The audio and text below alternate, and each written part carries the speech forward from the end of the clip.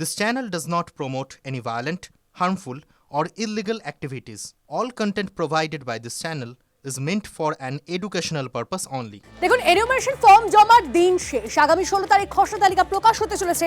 এখন প্রশ্ন হচ্ছে যে হিয়ারিং হতে চলেছে, সেই হিয়ারিং এ ডাক পাবেন কারা, কোন ভিত্তিতে তাদেরকে ডাকা হবে, এই সমস্তটা নিয়ে কমিশন সূত্রে ঠিক কি কি জানা যাচ্ছে জানবো। আমাদের প্রতিনিধি শ্রাবন্তী আমাদের সঙ্গে রয়েছে। শ্রাবন্তী, দেখো, মূলত দুটো ভাগে ভাগ করা হচ্ছে। একটা হচ্ছে সেলফ ম্যাপিং আর একটা হচ্ছে প্রয়োজনী ম্যাপিং। সেলফ ম্যাপিং কারা? 2002-এ যারা নিজেদের নাম পেয়েছেন ভোটার তালিকায়, সেক্ষেত্রে তারা হচ্ছেন সেলফ ম্যাপিং, তাদের কোনো লিঙ্ক দিতে হচ্ছে না। অন্যদিকে প্রয়োজনী ম্যাপিং অর্থাৎ যারা 2002-এর ভোটার তালিকার সঙ্গে তাদের নাম ছিল না, তারা তাদের আত্মীয় পরিজন এদের নাম উল্লেখ করতে পারে। যেখানেই দেখা যাচ্ছে এখানে কোনো সন্দেহ রয়েছে, সেটা বাবার নাম দেওয়া হয়েছে, মায়ের নাম দেওয়া হয়েছে, অথচ তাদের সঙ্গে বর্তমান যে ভোটার লিঙ্ক করেছেন তাদের বয়সের ফারাক একেবারে আশ্চর্যজনকভাবে কম। দাদু বা ঠাকুমার নাম দেওয়া হয়েছে, সেখানেও বয়সের একটা ফ্যাক্টর হয়ে দাঁড়াচ্ছে। তারা হিয়ারিংয়ে ডাক পাবেন। যারা লিঙ্ক দিয়েছেন বাবা বা মায়ের, কিন্তু কোনো একটা তথ্যর ক্ষেত্রে তাদের একটা সন্দেহ যাচ্ছে, তাদেরও ডাকা হবে। এমনকি যারা নো ম্যাপিংয়ের মধ্যে রয়েছেন তাদেরকেও ডাকা হবে। খসড়া ভোটার তালিকায় প্রাথমিকভাবে এগুলো সেই অর্থে আসবে না, সকলের নামই থাকছে যারা এনুমারেশন ফর্ম ফিল আপ করবেন। পরবর্তী সময় আলাদা করে এই লিস্টিংটা করে দেওয়া হবে, বা বাড়ি বাড়ি গিয়ে বিএলও তারাও কাগজপত্র দিয়ে আসবেন যে হিয়ারিংয়ে ডাকা হচ্ছে। বিজেপি এই মুহূর্তে দাবি করেছে যে এই সংখ্যাটা প্রায় 1 কোটি হতে পারে, তবে নিঃসন্দেহে সেটা কয়েক লাখ তো হবেই, 50 লাখের কাছাকাছি পৌঁছে যেতে পারে। তার কারণ হচ্ছে এই প্রয়োজনী ম্যাপিং। এতক্ষণ যেটা বলছিলাম, প্রায় 3 কোটিরও বেশি মানুষ রয়েছে। কেন এত লিঙ্ক খুঁজতে হলো সেটা নিয়েই তৎপর কমিশন। ফলে কোনো একটা সন্দেহ যদি কোথাও গিয়ে এই অবজারভাররা দেখতে পান, তাদের ডাকা হবে হিয়ারিংয়ে। তুমি আমাদের সঙ্গে থাকো শ্রাবন্তী।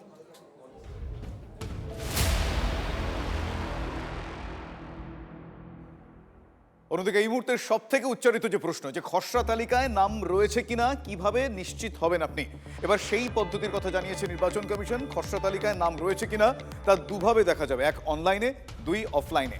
কমিশনের ওয়েবসাইট eci.gov.in, সিইও ওয়েস্ট বেঙ্গলের ওয়েবসাইট ceowestbengal.wb.gov.in, কিংবা ইসিআই এর নেট অ্যাপে গিয়ে নিজের নাম এবং এপিক নাম্বার লিখতে হবে, আর তাতেই জানা যাবে খসড়া তালিকায় নাম রয়েছে কিনা। এছাড়াও ডিইওদের ওয়েবসাইটে গিয়েও খসড়া তালিকায় নাম রয়েছে কিনা তা দেখা যাবে। রাজ্যের সব বিএলওকে খসড়া তালিকার হার্ড কপি দেওয়া হবে। ভোটারের নিজ নিজ বুথের বিএলওর কাছে গিয়ে খসড়া তালিকায় নাম রয়েছে কিনা তা যাচাই করতে পারবেন। এছাড়া রাজ্যের স্বীকৃত যে 8টি রাজনৈতিক দলের প্রতিনিধিদের হাতেও খসড়া তালিকার সফট কপি দেবে সিইও, আর তাদের কাছে গিয়েও ভোটাররা জানতে পারবে যে তালিকায় তাদের নাম উঠেছে কিনা। কমিশন এটাও জানিয়েছে খসড়া তালিকা থেকে কাদের নাম বাদ পড়েছে তা নিয়েও পৃথক তালিকা প্রকাশ করা হবে, আর সেই তালিকা সংক্রান্ত যাবতীয় অভিযোগ এবং দাবি কমিশনে জানানো যাবে 15ই জানুয়ারি পর্যন্ত।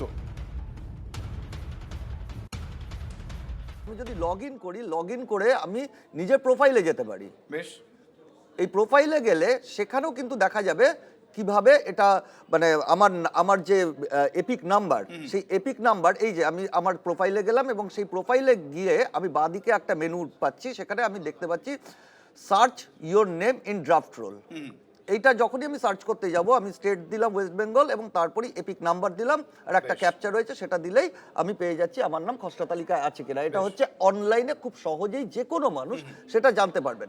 পাশাপাশি অফলাইন, যেখানে এই নেটের অ্যাক্সেস নেই, সেখানে তারা নিকটস্থ যে বুথ, অর্থাৎ যেখানে ভোট গ্রহণ কেন্দ্রে সেই ভোটার ভোট দেন, সেখানে গিয়ে কিন্তু তারা দেখতে পারবেন। কারণ নিয়ম অনুসারে খসড়া তালিকা সেই বুথ কেন্দ্রে সেটা কিন্তু কমিশনের পক্ষ থেকে সেটাকে টাঙানো থাকবে, এবং পাশাপাশি মৃতের তালিকাও সেখানে টাঙানো থাকবে। বাংলায় এসআইআর প্রক্রিয়ায় এনুমারেশন ফর্ম পূরণ, জমা এবং আপলোডের কাজ গতকাল শেষ হয়ে গিয়েছে। বাদ পড়ছেন কতজন ভোটার, সেই একটা ইঙ্গিত কমিশনের তরফ থেকে মিলেছে। রাজ্যের সিইও দপ্তর সূত্রে খবর যে এখনো পর্যন্ত মৃত, ভুয়ো, অনুপস্থিত এবং স্থানান্তরিত ভোটারের সংখ্যা 58 লাখ, 58 লক্ষ, অর্থাৎ মোটামুটিভাবে রাজ্যের খসড়া ভোটার তালিকা থেকে 58 লক্ষ নাম বাদ যাওয়ার সম্ভাবনা প্রবল। কিছু কম বেশি হতেই পারে। কমিশনের তরফে জানানো হয়েছে যে এখনো পর্যন্ত প্রাপ্ত তথ্য অনুযায়ী রাজ্যে মৃত ভোটারের সংখ্যা 24,18,699। অন্যদিকে অনুপস্থিত ভোটারের সংখ্যা বেড়ে দাঁড়িয়েছে 12,01,462। এখনো পর্যন্ত রাজ্যে স্থানান্তরিত ভোটারের সংখ্যা 19,93,087 এবং ভুয়ো ভোটারের সংখ্যা 1,37,475। এছাড়া অন্যান্যদের তালিকায় রয়েছে 57,509 জনের নাম। আগামী 16ই ডিসেম্বর খসড়া ভোটার তালিকা প্রকাশ করবে নির্বাচন কমিশন। একাধিক ভোটারের মুখের আদল এক। এসআইআর ভেরিফিকেশনের সমস্যা হচ্ছে মুখের আসল আদল চিনতে, অর্থাৎ সঠিকভাবে যাতে এই ভেরিফিকেশন সম্ভব হয় তার জন্য এবার অ্যাপের মাধ্যমে ফটো ভেরিফাই করতে পারবেন বিএলওরা। মানে ভোটারের সঠিক ফটো চিনতে বিএলও অ্যাপে একটি বিশেষ বাটন থাকছে।